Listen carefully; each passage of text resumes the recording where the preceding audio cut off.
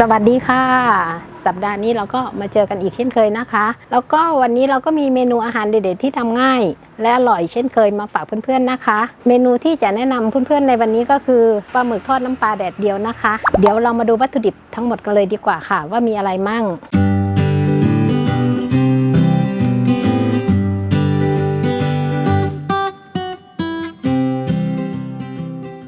เดี๋ยวเรามาดูวัตถุดิบทั้งหมดกันเลยดีกว่านะคะปลาหมึกค่ะอันนี้เขาเรียกว่าปลาหมึกศอกมันก็จะยาวๆเท่าประมาณศอกละค่ะน้ำมันน้ำตาลอ้อยหรือน้ำตาลปี๊บน้ำปลาดีเดี๋ยวเรามาเริ่มหมักปลาหมึกเลยนะคะ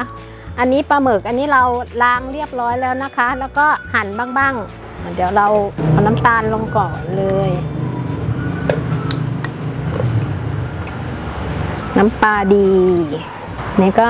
ละลายน้ำตาลกับน้ำปลานะคะ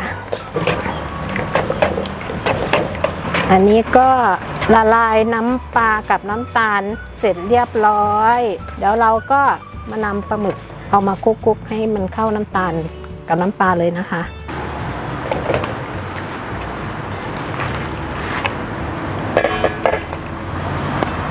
นี่ก็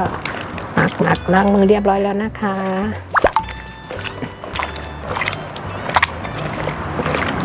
ขยำน้ำปลากับปลาหมึกให้มันเข้ากันเพื่อว่าเวลา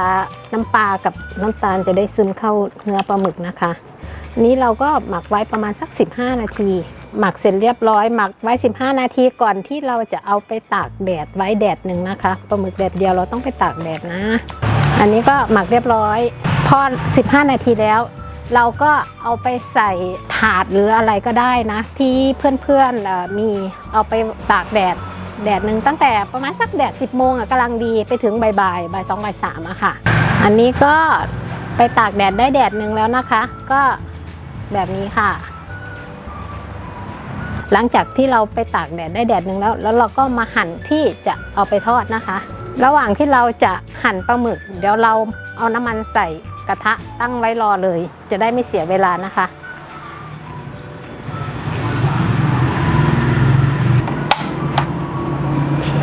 ส่วนปลาหมึก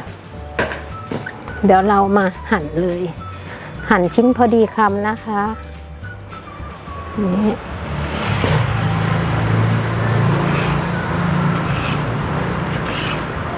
ตากไว้แดดเดียวกำลังดีเพราะว่ามันจะไม่แข็งแล้วก็ไม่แห้งจนเกินไปนะคะเวลาทอดมันก็จะนุ่มตอนนี้น้ำมันเริ่มร้อนแล้วนะคะเดี๋ยวเราจะเอาปลาหมึกมาใส่เลย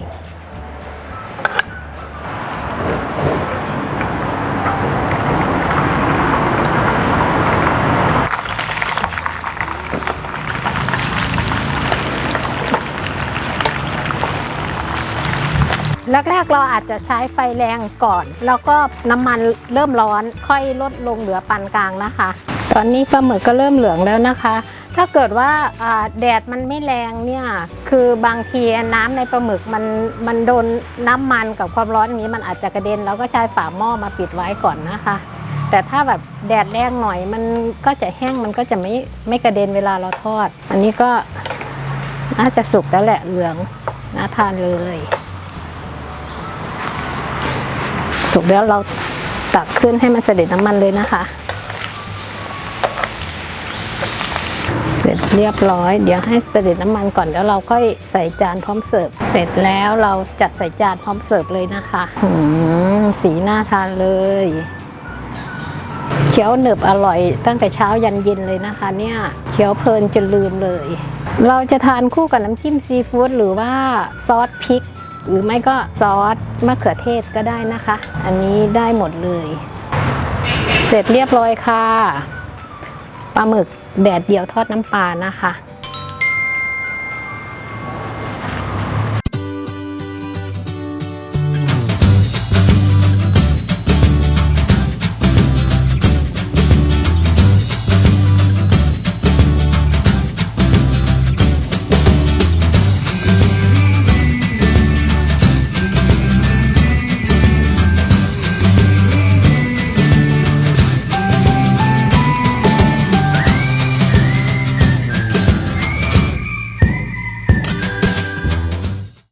ยวเรามาชิมดูนะคะ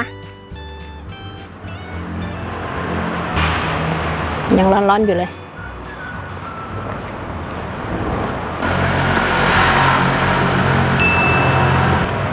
อร่อยหอมกลิ่นน้ำปลามันจะแบบเคี้ยวหนึบหนับเลยอะค่ะมันไม่ถึงกับหนึบจนแบบเคี้ยวปวดกรามนะคะหนึบหวานกลมกล่อมอะค่ะหอมกลิ่นน้ำปลา